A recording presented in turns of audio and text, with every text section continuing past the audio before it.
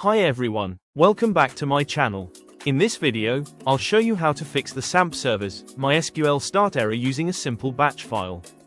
First, as you can see, MySQL is not starting, and we get this error. So, let's close the XAMPP server completely. Next, run the batch file from your desktop as an administrator.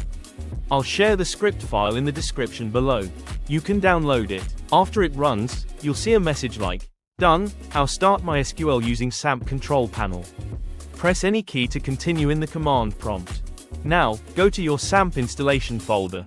Open the MySQL directory, and inside, you'll see a folder named Data Old. Right-click and delete it, then close the Explorer. Open XAMPP control panel again and start the MySQL server. And there you go, it starts without any error. Finally, open your browser and go to Localhost.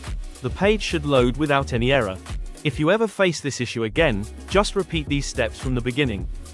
If this video helped you, please give it a like, leave a comment, and subscribe to the channel for more tutorials. See you in next video.